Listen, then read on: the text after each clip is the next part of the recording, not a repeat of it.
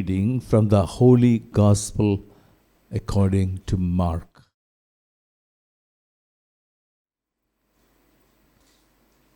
Chapter 5, verses 21 to 43. When Jesus had crossed again in the boat to the other side, a large crowd gathered around him, and he stayed close to the sea. One of the synagogue officials named Jairus came forward. Seeing him, he fell at his feet and pleaded earnestly with him, saying, "My daughter is at the point of death. Please come, lay your hands on her, that she may get well and live." He went off with him, and a large crowd followed him and pressed upon him. There was a woman afflicted with hemorrhages for 12 years. She had suffered greatly at the hands of many doctors and had spent all that she had. Yet she was not helped, but only grew worse. She had heard about Jesus and came up behind him in the crowd and touched his cloak. She said, "If I but touch his clothes, I shall be cured." Immediately her flow of blood dried up. She felt in her body that she was healed of her affliction.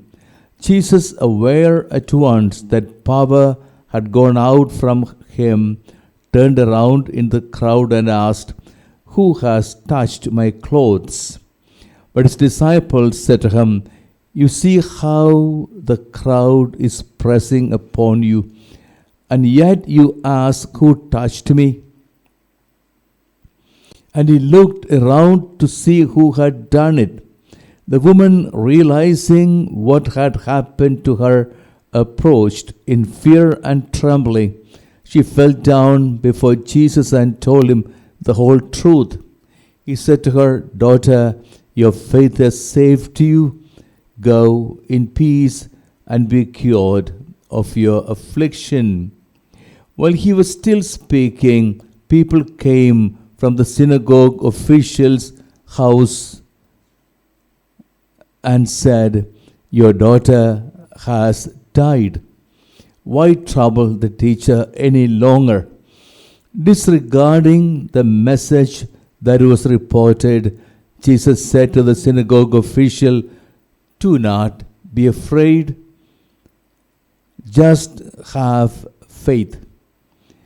He did not allow anyone to accompany him inside except Peter, James, and John, the brother of James.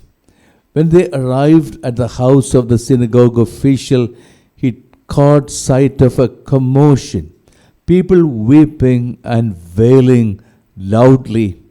So he went in and said to them, "Why this commotion and weeping? The child is not dead, but asleep." And they ridiculed him. Then he put them all out. He took along the child's father and mother and those who were with him and entered the room where the child was.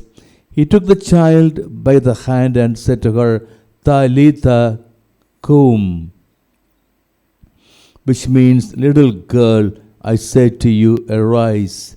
The girl, a child of 12, arose immediately and walked around. At that they were utterly astounded. He gave strict orders that no one should know this, and said she should be given something to eat. The Gospel of the Lord.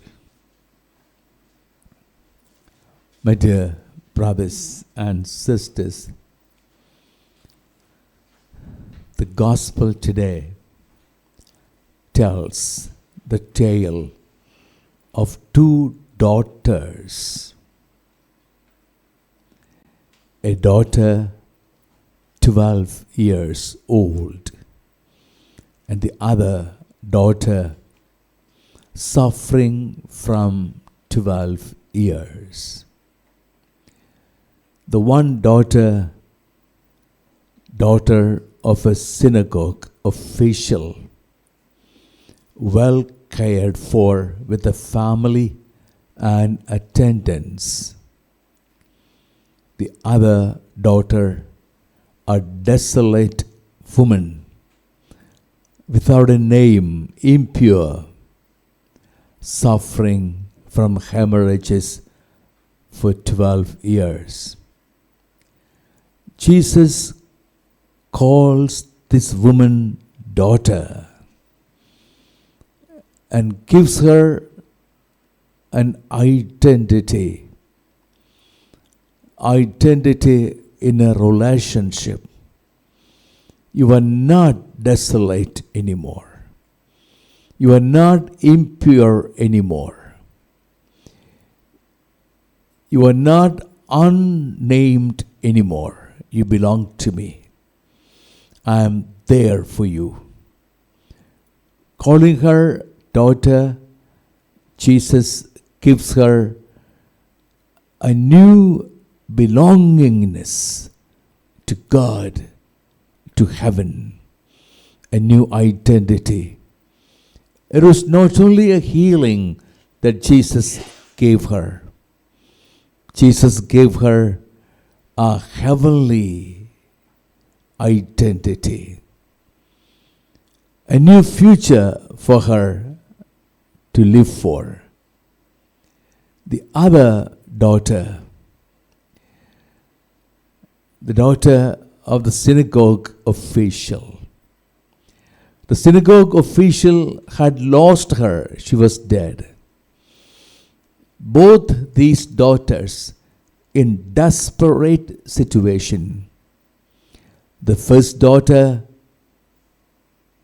12 years, sick, having lost everything with doctors, now approaching Jesus. The second daughter,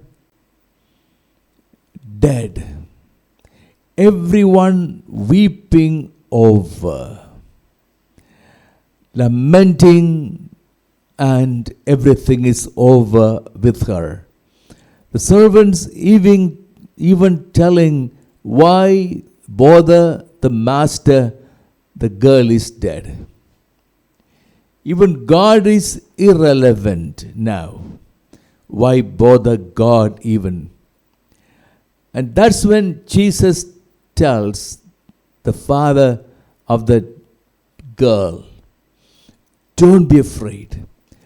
Only believe she shall be well.